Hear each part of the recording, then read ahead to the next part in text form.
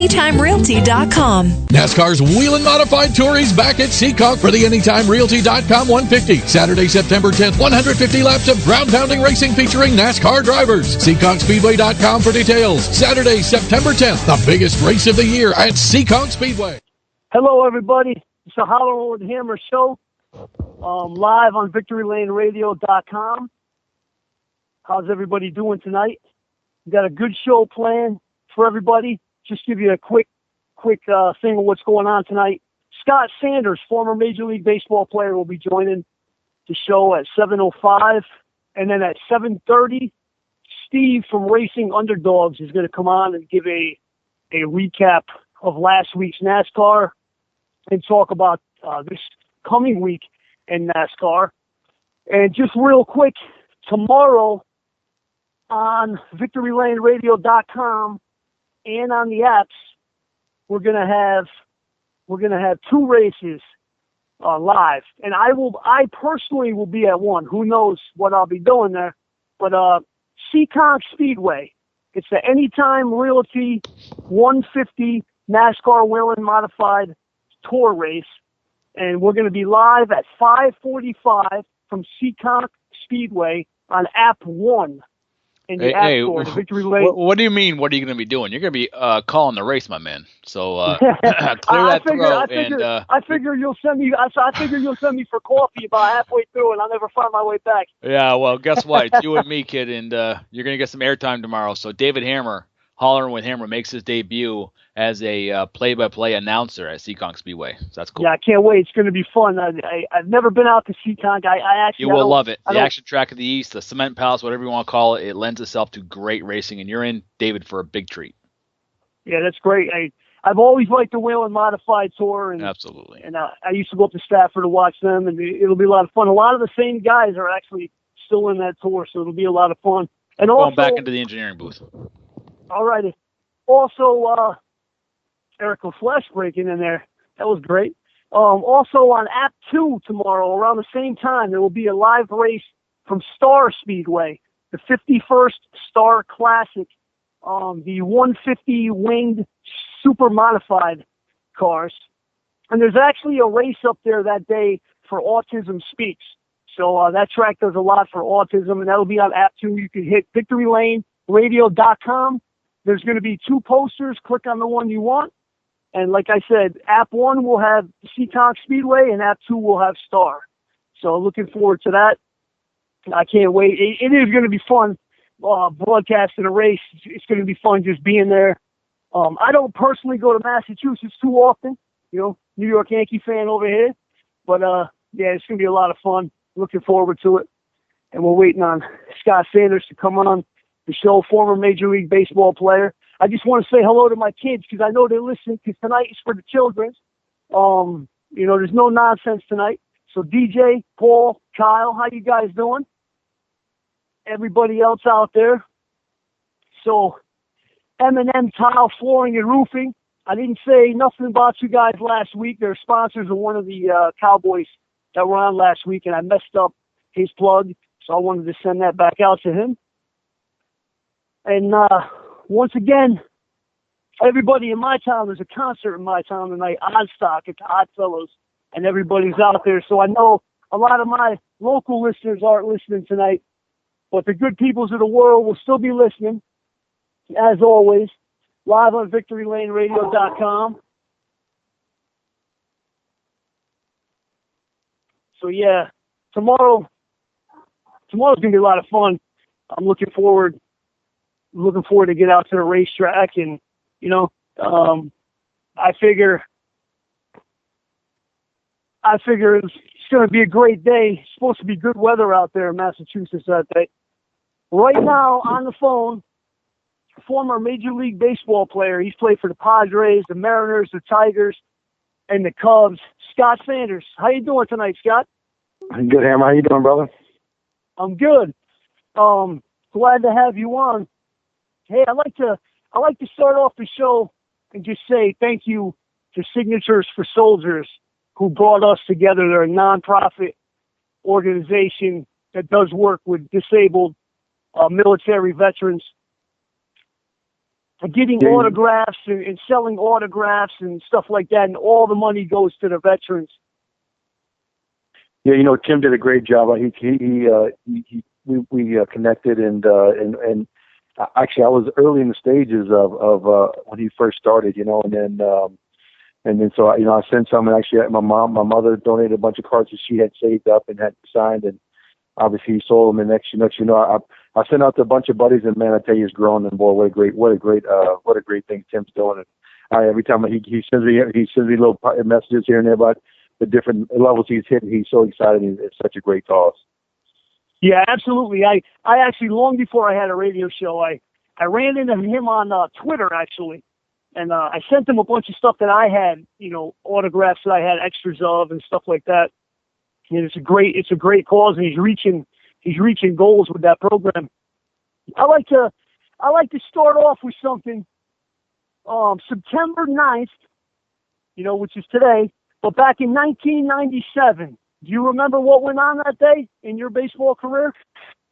Yeah, I think that's when I threw a one-hitter against the Rangers. Was that right? Yep, a one-hitter, a complete game, 8 strikeouts, and you struck out Juan Gonzalez, who at that time was, super home run hitter. He struck him out 3 times. He went 0 for 3 against you that night. What does a game like that feel for you? Because I know you had gone to the Tigers in a trade in the middle of that season. So what was that like for you? Yeah, I tell you, I was really had a great year in '96 in the National League, and then I got traded. Obviously, my value went up. I led '96. I led the league in strikeouts per 9 innings, and so obviously the Padres we were really dominant right-handed. So they sent me to Seattle for Sterling Hitchcock because they needed a lefty in the rotation. Obviously, Sterling ended up going and did a great job for the Padres and helped us get the World Series back in '98. And so when I went to the American League, I struggled because back then they had 2 different baseballs. The National League ball was a little bit bigger seam, and the American League ball was a little bit smaller seam. And I really struggled with my slider in the American League. And so Seattle turned around and sent me to Detroit, and Detroit put me back in rotation. And I was just kind of keeping my head above water with Detroit, but not very well. And all of a sudden, September 9th came around, and when I tell you I could do no wrong, and honestly, I still kick myself today because my best pitch was my fastball and my slider, and my third pitch, which I did throw, was my changeup. And I lost my no-hitter on a changeup to the shortstop, Cedeno. He blooped one over my shortstop's head just off the end of the bat, and honestly, it was like, oh man, that hurt to lose a no-hitter with your third best pitch. Kind of stunk, but a complete game, 1 hit. I'm not gonna shake it. Shake my head. That was a proud day in my career. Right. Had you had any one-hitters previous to that one? No. Yes and no. 96, I threw 2 one-hitters through 8 innings, and they ended up taking me out. I think one was against the Expos, and matter of fact, I think both might have been against the Expos back to back.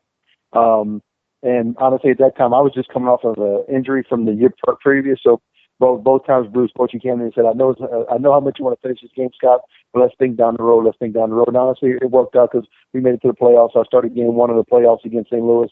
Unfortunately, we lost. St. Louis beat us in the playoffs that year, but he was like, let's we got bigger fish to fry. I know you can go throw into one more inning. He said, let's save these pitches for down the road, because I just first half of the season in '96 I was in the bullpen. Second half I was in the rotation. So he was just he was just very, very protecting me that year. So I kind of sort of threw a couple one hitters, but I didn't really get to finish them, so I can't really claim them if it makes sense. Right. Now you were drafted in the first round with the 32nd pick to the Padres, who you ended up debuting for. What was that like? Like the whole draft process right up to like the minor leagues? I asked that question because everybody has like a different experience with that. Damian Jackson was drafted in like the 42nd round or whatever, and he ended up having a pretty good career. You never know with that. So what was that like for you, being drafted in the first round? Well, I tell you, it's kind of weird because I was really, Baseball America had no clue who I was. In the summer of 1989, I went to the Red Oak. I went to the JL League in Red Oak, Iowa, and for the first time I touched 90, 91 miles an hour. So as soon as I got home, the word was out. So as soon as I got home, fall ball started at Nicholls State in Thibodaux in my hometown. And, a few scouts started coming around. And back then, you could actually play like 10 games during the fall that didn't count towards your schedule. Now it counts. So we go to LSU. So I went to LSU, and there's about probably 15, 20 scouts in the stands. And I was probably up to 92, 93. And from that day on, a guy from the scouting bureau who writes up reports for all the teams, he put like a 65 on me, which is a huge number. So after that, I mean, I was off the chart scout. I mean, I never pitched another game in my life probably without a scout there, And I went from nobody in the nation knew who I was to really a top 10 pitching prospect in Baseball America in the nation. So all of a sudden it was I just splashed onto the scene.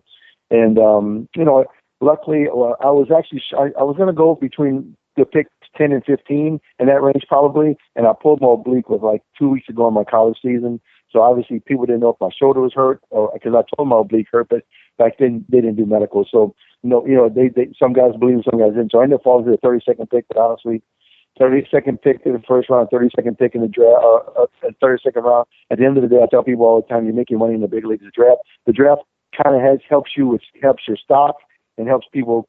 It's more of an investment for the team, but at the end of the day, you're making money in the show. Right. Now, when you went through the whole minor league system with the Padres, and then, you came up with them.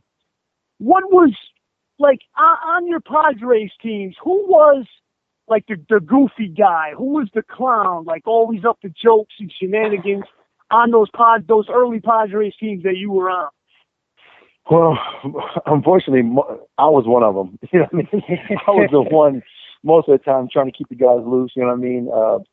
Pulling hot foots on the on the bad boys and putting bubble gum on people's hats. You know what I mean? Honestly, trying to keep it loose. And honestly, the thing is, you really had to figure out which teammates didn't mind and which teammates did. Some guys were focused and didn't want to be screwed with. Some guys, if you got them, they get like, okay, you got me, but I'm gonna get you back type of guy. You know what I mean? So, but we always had a teammate, Doug Boxler. He was always, you had to really watch yourself with him because if you didn't pay attention, next your shoes will be on fire. You know what I mean? But it was, honestly, that's the fun part about baseball, and that's one of the things that I miss the most is just the camaraderie with my teammates and the fun we had in the clubhouse, in the dugouts, on the road trips, on the planes, on the bus rides, in the hotels. That's like, that's the part of baseball that once you get done, everybody spreads out all over the country, and you lose that part of it. You lose that part of your life, and honestly, probably besides winning championships and all that good stuff, that's probably the best part about it. Now, when you say like when your career is over and everybody moves on, did you go? I never saw this. Did you go into any like minor league coaching or like independent league coaching or anything like that? I did not. When I first got out, Dean Trainer, who was my manager, I've been knowing Dino since I was probably 22 years old because he was a coach in the Padres minor league. My last 2 years when I was with the Marlins in Albuquerque, he was my manager one year and he's my roving pitching instructor the next. And honestly, both of those years, I kind of really helped the pitching coaches who was in Albuquerque at the time because both of them were kind of young in the job, and honestly, they wanted to help. So I mean, it wasn't like I was forcing myself on them. And when I got done, Dean said, "Hey, Scott," he said, "You let me know I got a job for you." And at that point, my kids had been chasing me around the country playing baseball for 7, 8, 9 years that they were alive. So I just decided to retire and move back home and let them start their career. And honestly, I'm looking at hopefully one day I can get back in the baseball. Obviously, I know I have to start in the minor leagues and hopefully maybe one day be a big league pitching coach because I think I have the knowledge and the talent and the want and the will. And I started coaching both of my boys when they were 6 and 7 years old. And I coached youth baseball for 10 years and travel baseball. And I tell people all the time, I say, because I know if I can teach a 10-year-old how to pitch, I know I can fix 18 to 23 to 35 to 40-year-old guys. You know what I mean? And so I look forward to it. Hopefully one day, I don't know when that'll come, but my two of my oldest boys are both playing college baseball. You know what I mean? So I'm so proud of them. And honestly, I look back and it was so worth me not going around and still chasing another dream of mine to be a major league coach, to coach them, to bring them up, and to see them succeed, and then also, and both of them they're both living their dreams about playing college baseball. Now, are they pitchers as well? My oldest boy, Scotty Jr., is a first baseman. He's a big, strapping 6'3", 220-pound kid. He plays first base. He pitched a lot growing up, and when he got to be about 11, his elbow bothered him, and honestly, I shut him down and never let him pitch again. And then my second son, Adley, was a shortstop growing up, and I never let him pitch until he was 17, really. So he didn't really start pitching until he was really a senior in high school, when he really became a full-time pitcher. He still played shortstop as well when he wasn't pitching, but now he's pitching in college. So the kid that pitched the most growing up is now a first baseman. The one that pitched the least is now a pitcher in college. So I have one pitcher and one first baseman. What colleges? I had seen something that I'm not sure if it was Oregon. What colleges are they at? Scotty goes to southeastern Louisiana, which is in Hammond, Louisiana, which is about an hour and 15 minutes from Thibodaux, where I live. It's kind of right in between Baton Rouge and New Orleans. They have a very good program. Won 42 games year before last. Last year they won 38.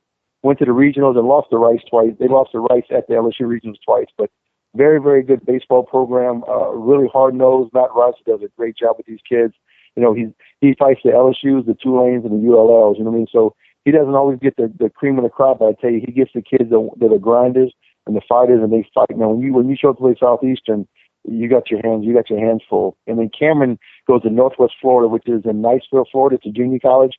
They won a national championship year before last, and last year they lost out in the state tournament. They have a very, very tough conference in the Panhandle.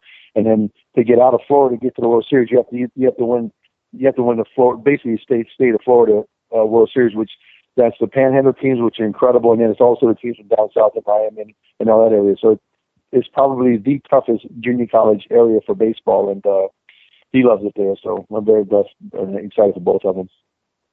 Oh, that's great. Now we're going to get to a question I ask every pitcher, and I get some crazy responses. Who is the player, the one player that comes to your mind that every time he came to bat, you wanted to strike him out no matter what? So the one that gave you the hardest time at the plate, or you just, for some reason, you had an issue and you wanted to strike him out every single time?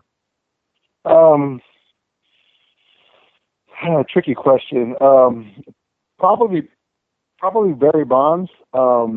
Just because honestly, in my mind, he's the greatest hitter I've ever faced. You know what I mean? So anytime I face greatness, I want to try to win the battle. I know I'm not going to always, but he's probably one guy that I would really that every time. I mean, and when one game I struck him out I think 2 or 3 times, and that's actually one of my kids' favorite videos. They watch it all the time.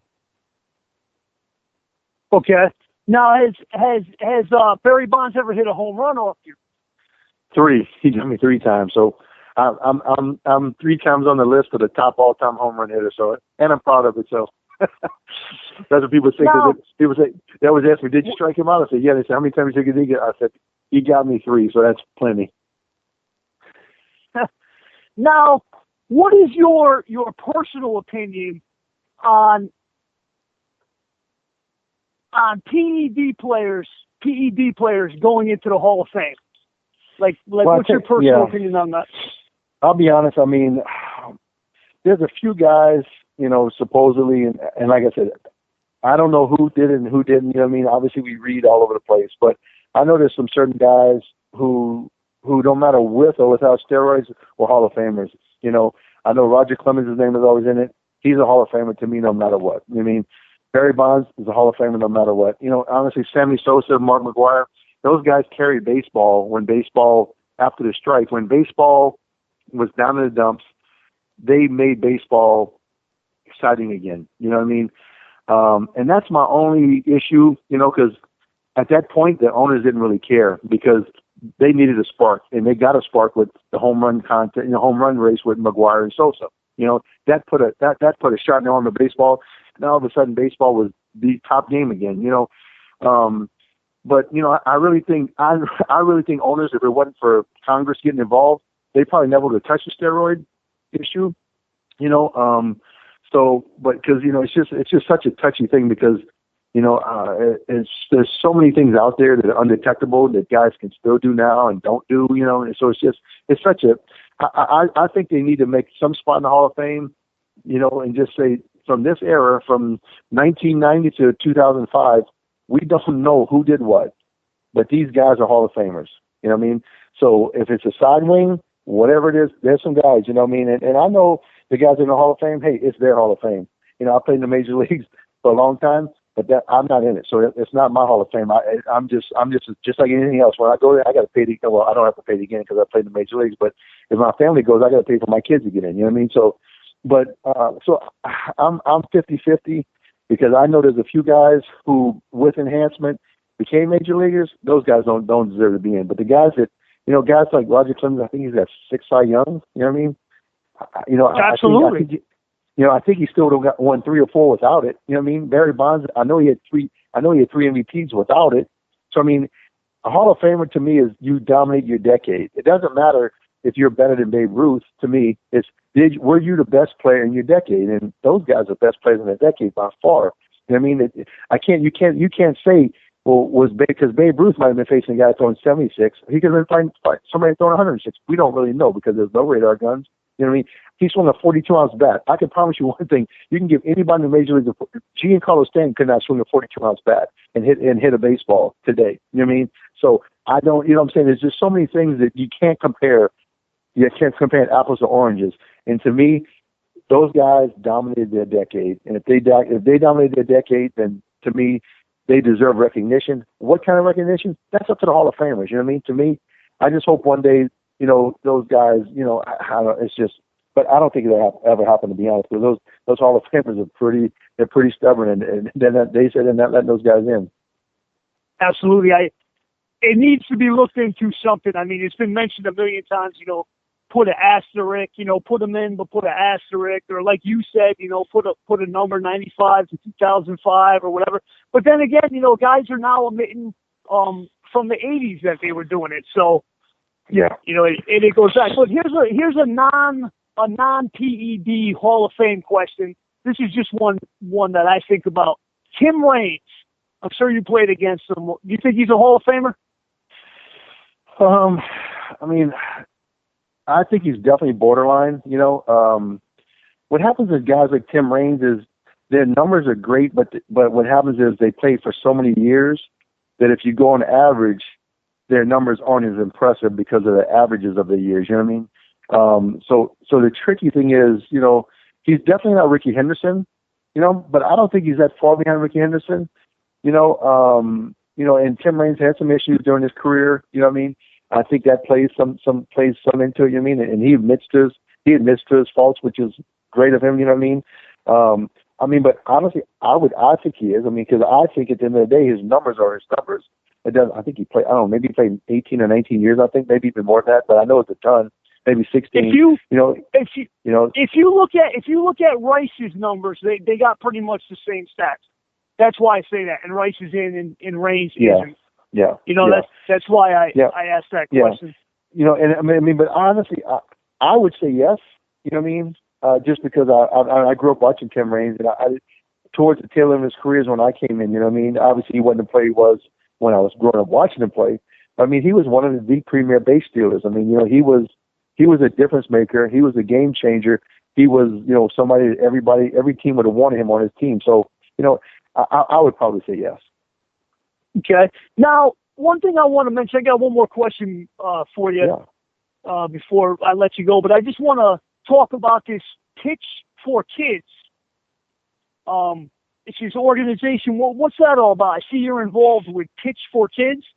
Yeah, Pitch for Kids, PITH, the number 4, KIDS.org, KIDZ.org. What it is Rod Beck, who was honestly a very good friend of mine and one of my favorite teammates of all times. He actually, I met Rod. We were both 22 years old. I met him in New Orleans. We worked out with Mackie Shieldstone, and so I got to know him way young in my career. And one of the most genuine people I ever met. I mean, he cared about his teammates. He didn't care about himself. He cared about his team. He cared about his teammates and his organization. And unfortunately, Rod passed. I think it was in 2009, and Rod, admitted he had a substance abuse problem with drugs and alcohol, and police came out and said that they don't know, there's no funky play, but people think that he passed from an overdose. And his wife Stacy, who was also one of the sweetest ladies I've ever met in my life, since that she has started this organization, in memory of Rod, to help young kids in situations where they're in homes where there's some type of abuse. And what she wants to do is kind of the program helps children to build resilience and helps them with coping skills to prevent future substance abuse hopefully in their teenage and adulthood. Basically, she's trying to break the chain, so because when you grow up in a house and there's substance abuse, obviously it's in your blood, so that means you have a chance to follow in those footsteps. So she's trying to take these young kids and teach them at a young age, like, you can get out of, you can learn how to cope with this and help and teach them how to become, bigger and better than hopefully becoming a statistic down the road. And she does a great job. On November 13th is going to be her third annual, what she calls Celebrity Fundraiser Dinner event. It's at the Camelback Inn in Phoenix. I tell you, it's a great event. Myself and there'll be Dusty Baker comes every year, who's Rod's manager. Dusty Baker loves Rod like a son, and a bunch of other major leaguers from around the area will be there, and they raise money for the organization, and everything goes back to the kids, and that's what I love about the organization the best. Stacy has become, she is a mental health counselor now / therapist. She's got her boots on, and she's in the battleground with these kids, because her heart and her passion lives through this charity, and like any other charity, it only works from people on the outside who give, so any business or organization or individuals who can give anything, I tell people all the time, on the website, once again, is pitch, PITCH, the number 4, KIDZ.org. There's a donation button on there. And I tell people all the time, if you can only give $10, give $10. If you can give 20, give 20. If you give 100, whatever you can give, all the money goes to the kids, which is most important. And I tell you, I've fallen in love with this organization. Last year, it was my first time. Me and Stacy got connected through Facebook, and so I came out last year, and this year I'm really trying to help her push it and make it bigger and bigger, because obviously the more she brings in, the more kids she can touch, and the more kids it can help our society, because at the end of the day, when these kids become great citizens, it helps our society become better, and that's what it's all about. Absolutely, and that's pitch, and then the number 4, and then kids with a Z.org. I'm going to link that on all my social media and on VictoryLaneRadio.com. We'll link that up. I remember Ron Beck pitching it, and all the stories about him, and people forget he was a great pitcher. And, he was. He was one of the best closers in baseball for probably 6 to 8 years there. For a run with the Giants, then he went on to the Cubs. But all those good years with the Giants, he was the closer. He went to the Cubs and the same thing. And obviously with the Cubs, he didn't play in a lot of championship. He played, I think, that one good. I think he was gone before it. The one run when they had the Bartman play. I'm not sure if he was the closer then, but he had a great career. And like I tell you, he was a prince of a gentleman, and I loved him as a friend and teammate, and miss him. Now speaking of some of the great closers, now you played for the Padres with Trevor Hoffman, and Trevor Hoffman was one of the great closers of all time. How was that like? Being in the pitching staff with Trevor Hoffman. Well, I tell you what, I talked to Trevor about a week ago, and we caught up for the first time in a little bit. I tell people all the time, he will always say, "So, Scott, who was the hardest worker you played with?" And I never hesitate. First, I said Trevor Hoffman. And they're like, "Really?" But he was a closer. I was like, "Exactly." I said he pitched one inning probably 60 times a year. You know what I mean? Maybe 65, 70. 80 on a really, really good year. I said, but he worked out the hardest. He ran the most. He kept himself in shape, and he was every day, he was out there working. But I tell people all the time, man, I still remember, like, I get chills when I think about every time that ninth inning would roll around and they drop, and that boom, hell's bells would come on, man. The hair on my body would just stand up at attention. And here come Trevor jogging in from the bullpen, and every 45,000, I'm getting chills right now thinking about it. It's so funny. 45,000, 50,000 people would stand up and just, I mean, it was just death defying. It was like, honestly, I miss that. But like I said, just thinking about it right now, the hair on my legs to stand up is amazing. Yeah, the East Coast, we had Mariano Rivera, and a lot of people over here weren't quite up to what Trevor Hoffman was doing, but he was doing basically the same thing. Scott, I'm up against the clock tonight. I have another guest on air. I'd like to get you back on. We got a lot more to talk about. If you'd like to come on at another point, for sure, brother. Yeah, absolutely. For sure. Anytime, I'm always available. You let me know. I'll be back. All right, and I'm gonna link up. That's pitch the number 4 kidswithaz.org, and I'll link that up on everything. And also That's Signatures for Soldiers for That's right. actually linking me and you together. All right. Thank you, That's Scott. right, brother. Have a great weekend, Hammer. All right. You too. That was Scott Sanders, former Major League Baseball player. That was a great interview. I can't wait to have him back on. And right now we're going to go to Steve from Racing Underdogs on Twitter. Steve, how you doing tonight? Hey, good, Hammer. How you doing? I'm good. So what's new in NASCAR? Well, we just got done with the throwback weekend last weekend. We got another set of night races this weekend in Richmond. Did you get a chance to catch any of the action last week? Kind of not too many stripes in the Cup race, surprisingly. No, I did not. I did not get to catch NASCAR last weekend. Well, I'll fill you in on the little guys then. It was a pretty tame race till late. They went pretty clean and green for a few times there in the middle, and then towards the end there were a lot of those late cautions that always tend to lead to a lot of wave rounds and free passes to help out the little guys. And I think the best run of the night probably came from David Reagan.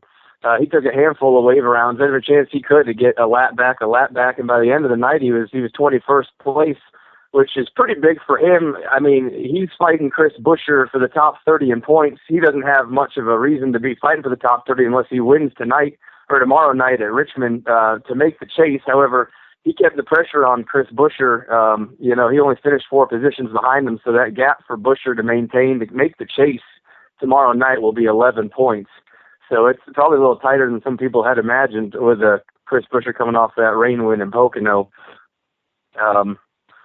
So that'll be something that we'll be keeping track of all night tomorrow as far as David Reagan and Chris Buescher, and I'm sure the TV is going to do a ridiculously annoying job of making sure everyone knows what the standings are by lap 18 or 19. So, but also last weekend, Allmendinger, he had a pretty good run. He had a few issues as far as handling goes, but he was able to bring it home 23rd, which isn't really indicative of how they should be running, but it's still a top 25. And then Casey Mears had a pretty good run in 25th place as well.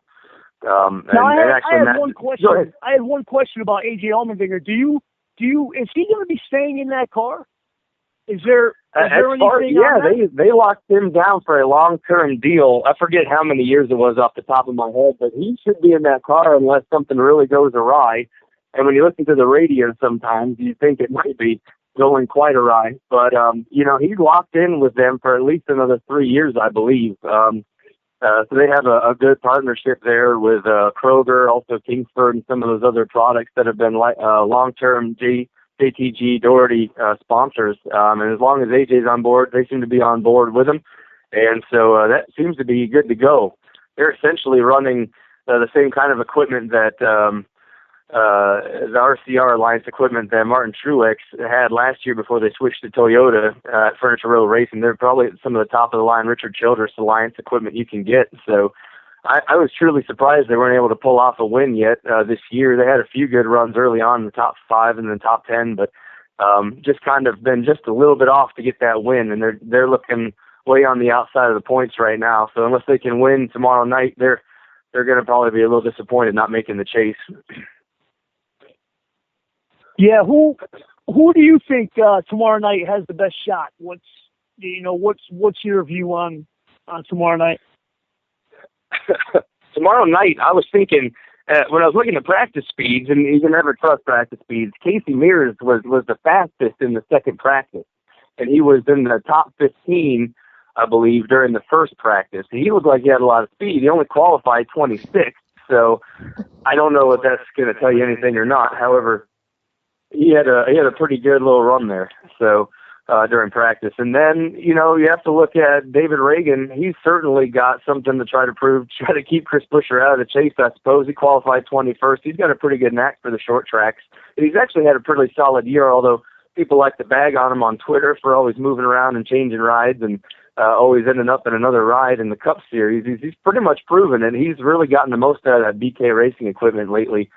He's been on a good string of runs. So I'd expect him to do really well. Especially qualifying 21st, and his teammate Matt DiBenedetto right behind him in 25th. So I think you'll see some good runs out of those guys. And then Landon Castle always comes from nowhere to finish up towards the top 25 or top 20. It's just become second nature no matter where he qualifies. That guy has a knack for understanding how the race plays out, getting laps back, doing the right strategy calls, working with his crew chief, getting the car handling better, and it always ends up right there in the mix towards the end, especially on these short track runs. All right. What's your opinion on the whole charter deal?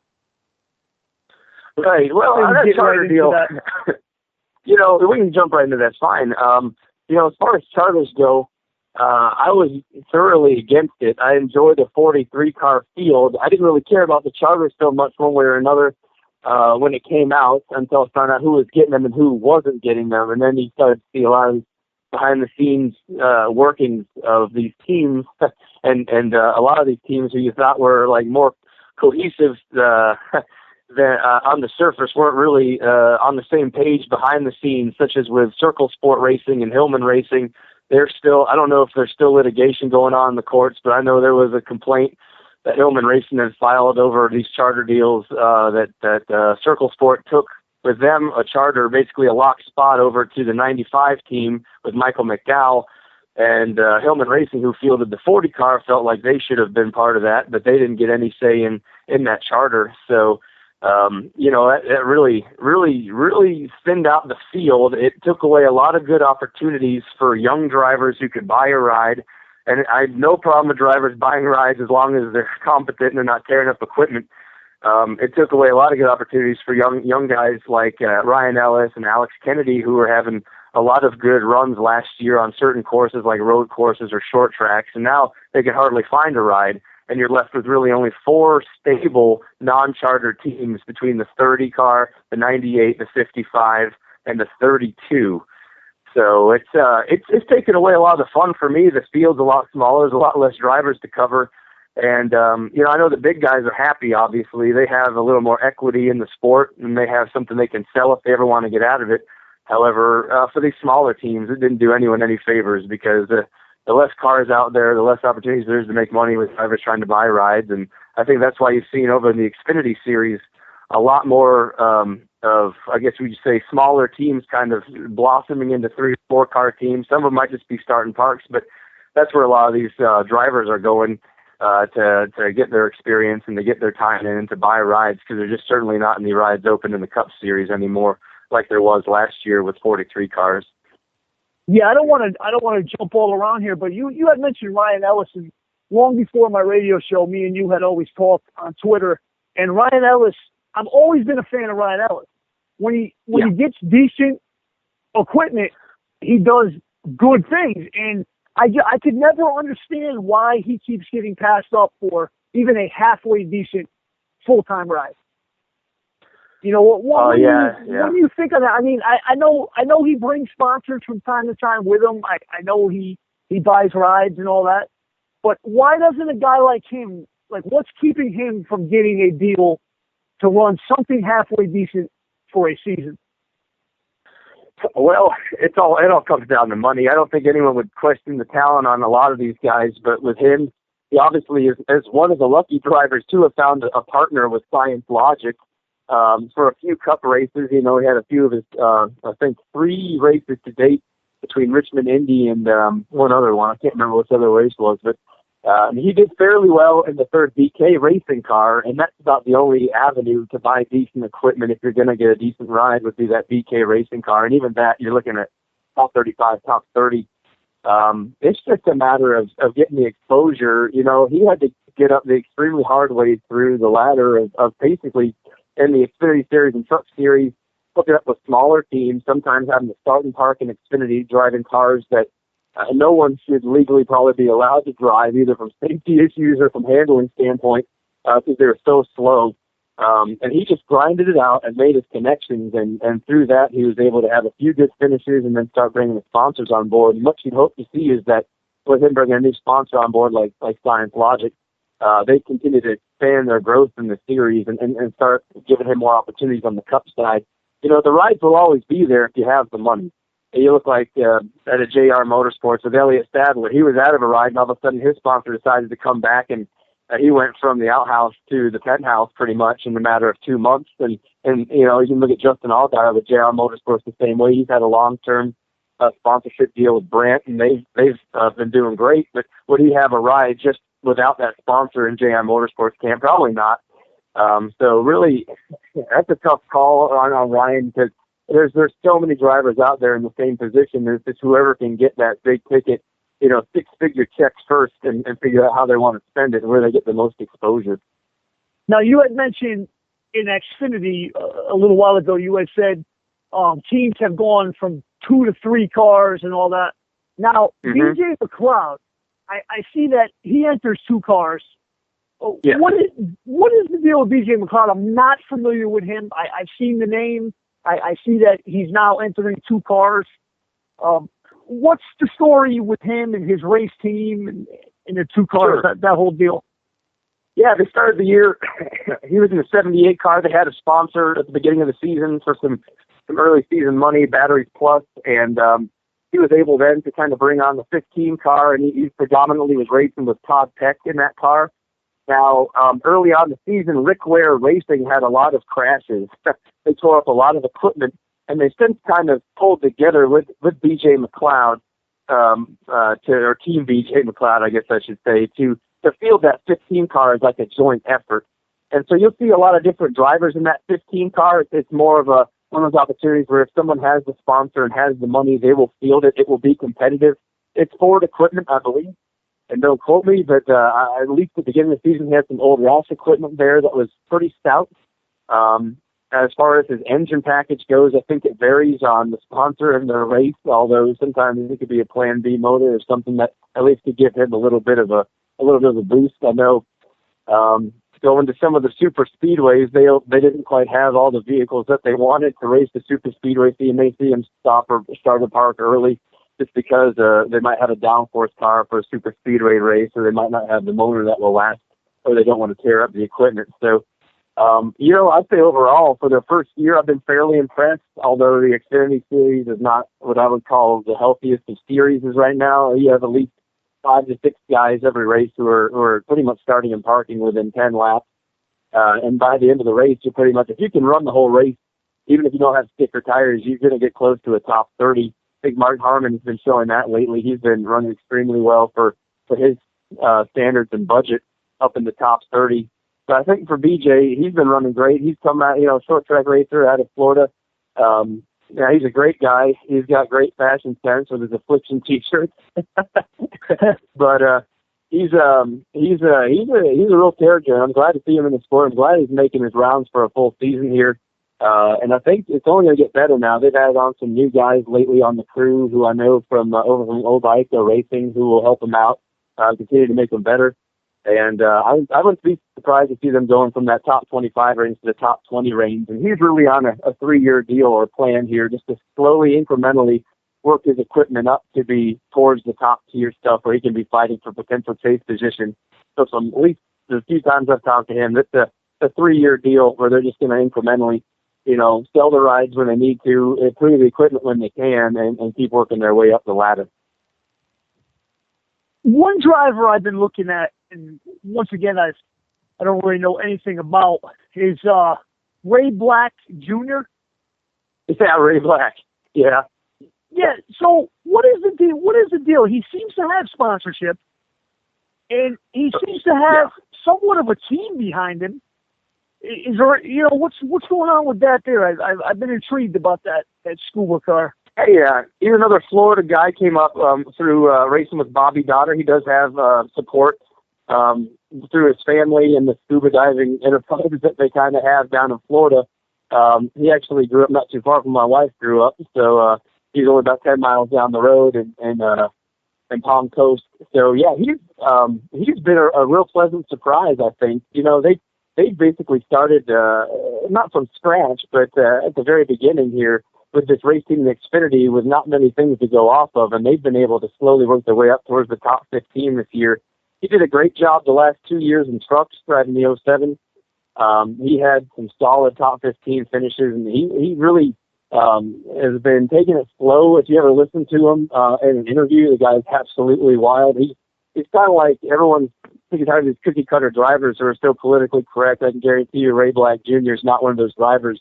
He has more personality than probably half the Cup field right now.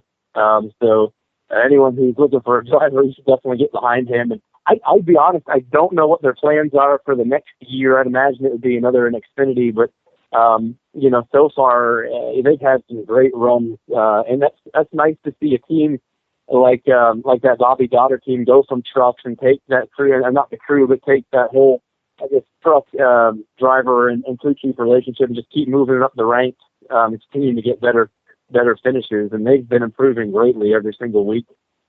There's a couple guys with the Xfinity when they have the in-car audio with the Sprint app, and Ray Black Jr. is one you want to have on. There's a few drivers, I'm blanking on the other ones, but he's one you want to be listening to. I mean, that's like you said, he's not politically correct, and it's a lot of fun to listen to him. Now, one more question for me, and then you could go on with whatever you'd like to talk about. Jeff Green. All right. Yeah.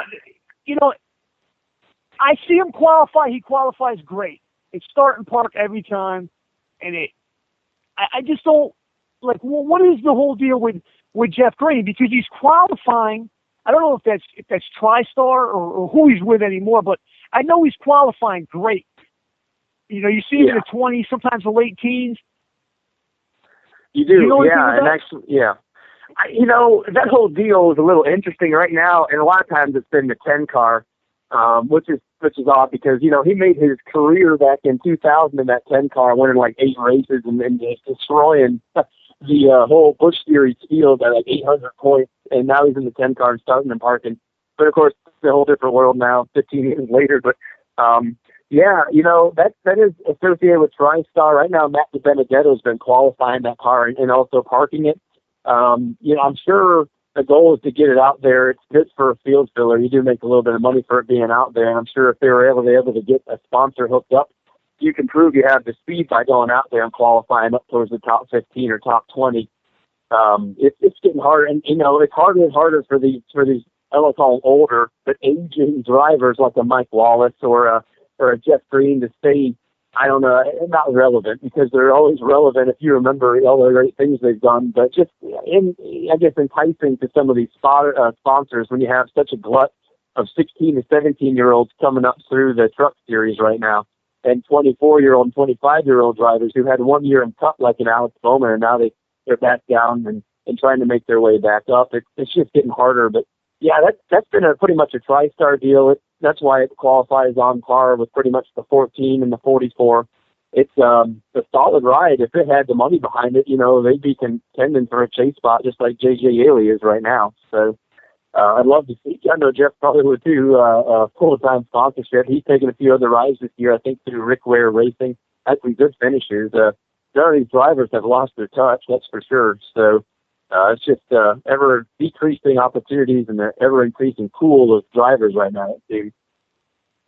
Yeah, you say like the older drivers get shifted out and there's 16 and 17-year-olds in their trucks. On Facebook, I follow Kenny Wallace and Ken Schrader. And they're still winning championships in them dirt cars. And they're still racing, 3 times a weekend. At the highest level in those dirt cars, the highest level there is. They're winning, I think Kenny Wallace won 3 races last weekend, and the weekend before, I think Schrader won 3 races. So, it's sad to a degree where it's a good thing. I love to see the new guys come up, but if the old guys still have it, I'll jump at the chance whenever there's an Eldora race, the possibility of an ARCA race at DuQuoin or something where Ken Schrader might get behind the wheel of an ARCA car on the dirt. And he usually, whips the field, even though the field might not be the strongest. I mean, they haven't lost their touch. The car has changed, but good drivers typically don't, at least certain drivers. Other ones tend to lose their drive after a few kids, it seems like, and they're not quite what they were. But, yeah, as far as those dirt drivers, they never seem to lose their stride. They're pretty amazing, especially Kenny. He goes pretty hard. All right, well, we got about 6 minutes left here before I got to let you go. So you just, if there's anything you want to say, any topics you want to touch on? Appreciate it, man. We'll just look ahead at Richmond real quick for this weekend. Xfinity just kicked off. They just took the green flag a few laps back. And speaking of younger drivers, I saw Ryan Ellis kind of made a good point, but these short tracks are getting harder and harder to find rides for because younger guys trying to improve their NASCAR licenses are essentially buying rides and racing these short tracks so they can continue to progress their license up through the series. So you have two new drivers making their debut in the Xfinity Series, Brandon Brown and Clint King.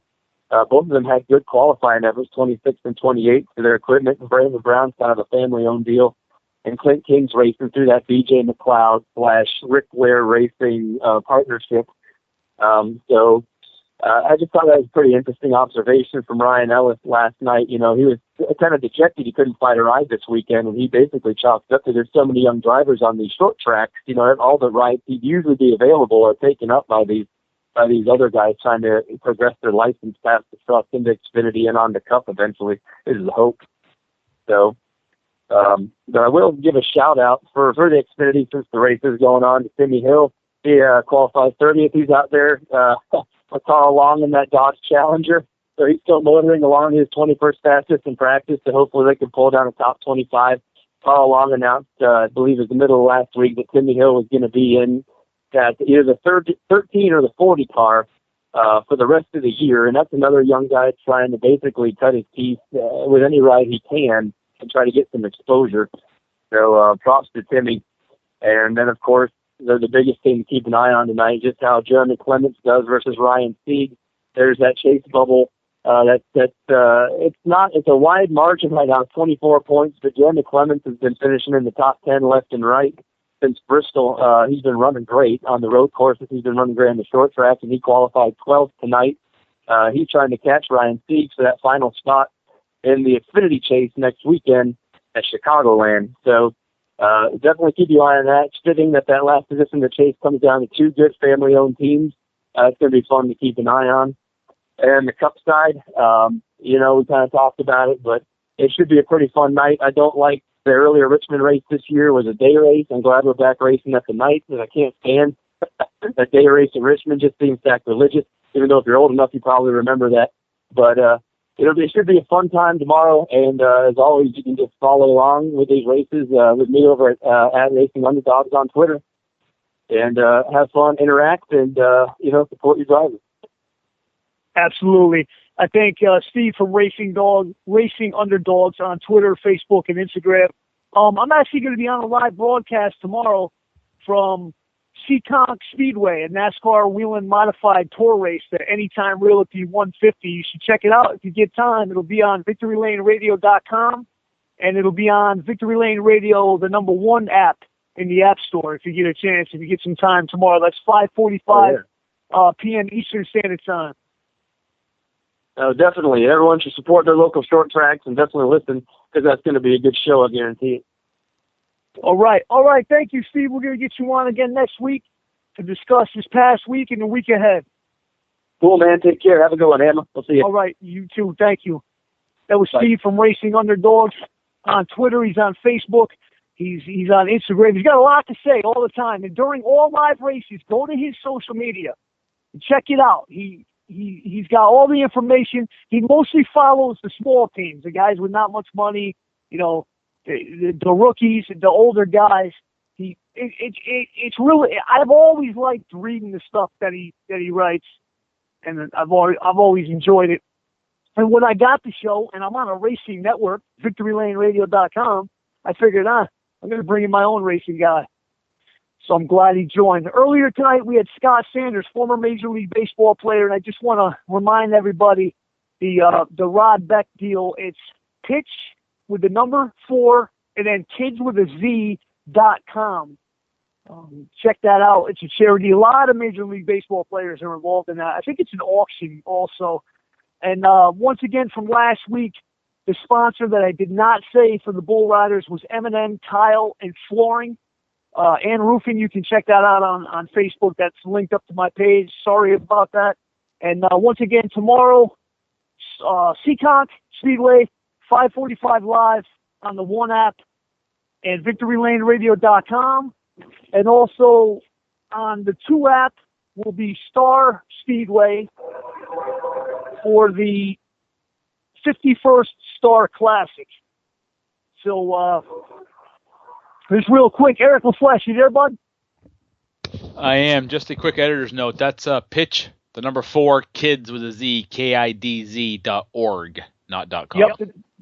Yeah, .org. I said it wrong again. Okay. I have .org written down. Yep. Yeah, it's .org. Pitch with the number 4 and then kids with a Z.org. Yeah, I'm on their website right now. Very cool deal. Yeah, there's a lot of ball players involved with that. Yeah, that's really cool. So, they're Rod involved. Beck was a character in baseball. You know he was what? A character. When his career ended, he traveled around in a van in the minor leagues and in the independents, and he would sleep in the van behind the outfield fence. Yeah. You know who he reminded me high of? Level. Oh yeah, I liked Rod Beck. He reminded me of Al Hrabosky. You know who that is? I don't remember. I don't remember that name. Yes, you do. The Mad Hungarian relief pitcher. Oh yeah. He would turn his back to the pitcher's mound or to the home plate, and then work himself into a lather, and then slap his hands and turn around real quick and pitch the ball. Yeah, there was another guy like that too, Mike Fetters. Yep. He would stare in the outfield and then he would turn around. The bushy hair, the bushy mustache, just like Rod Beck. I remember. That Rod Beck was a heck of a ball player, good relief pitcher. Yeah, and he stayed at a high level in like the minors and the independents, and he was making his way back towards the majors. I know there's like stories. I know he was on a radio show, a Jim Rome show. Yep. He was on there talking about how he lives in his van and he parks it like he drives to the stadiums. He don't ride the bus, and then he parks his van behind the outfield fence or whatever stadium he's at, minor leagues, and no kidding. And that's where he would live. But yeah, so I'm going to let everybody go tonight. I just wanted to bring you on, and if there was anything you wanted to say about the races tomorrow. Well, we're having a dual broadcast. We have 2 channels, Channel 1, Channel 2. Just go to your app market. Of course, they're free to download. About 30 seconds is all it takes. Channel 1, Channel 2 app. So you do have another caller on you. What they caller? What did you say? Caller, you're on the air with Hammer. Hey, this is Tim from Signatures for Soldiers. Yes, sir. How are you? Hi, Tim. Hey, how are you, Hammer? Good. Hey, just one call in, listening to the show. Wanted to thank you for everything and really enjoying it. Yeah, thank you. I appreciate that. I'd like to get you on within, maybe next week if we could get you on for a good amount of time to really explain what you do, and who you do it for. Yeah, absolutely. You just let me know what time you want me on, and I'll be ready to go. Okay, so this is Tim from Signatures for Soldiers. If you wanna come on next week, we'll set that up next Friday. I'd really like to have you on. Yeah, absolutely. Sounds great. All right, thank you, Tim. All right, take care. Yep. Well, that was cool. That's Signatures for Soldiers. Yeah, Tim from Signatures for Soldiers checking in. He's on Twitter, Facebook, Instagram. He's good. Everywhere. So as I was saying, we're having a dual broadcast. We don't have too many of these very often, but when we do, it's quite a spectacle. As we have 2 apps. Just search Victory Lane Radio in your app market, whether it's Android or Apple, doesn't matter. It's works on tablets, works on smartphones. And of course, you can just go to the website, victorylaneradio.com. If you're not a mobile listening type of person, if you got an iPad or something, or if you have a desktop or a laptop, there's going to be two posters, as you mentioned earlier in the show, on the website. One's going to be for the Star Classic, and one's going to be for the NASCAR Whelen Modified Tour, you can remember that poster because that's sponsored by one of the sponsors on the Victory Lane Radio Network, Anytime Realty. It's the anytimerealty.com 150, and that's purple. That's Don Parsons and Company. If you want to buy a house, visit them, anytimerealty.com. So click on whatever race you want to listen to tomorrow, I guess is the short of it, David. You and I will be covering the Seekonk Speedway event. First time the NASCAR Whelen Modified Tour has been there in 11 years. And, of course, the staple on the Victory Lane Radio Network is our complete coverage of the 51st Annual Star Classic, which includes 50 laps for the ISMA Super Modifieds, 800 horsepower Super Modifieds. The Grand State Pro Stock Series will be there as well.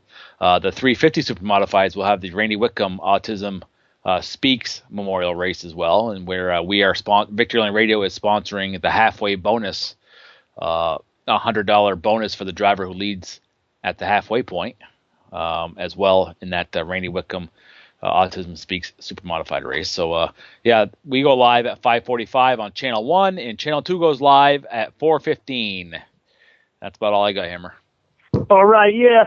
Everybody just check that out tomorrow. And I just want to say that one more time on that Star Speedway, the 51st Star Classic.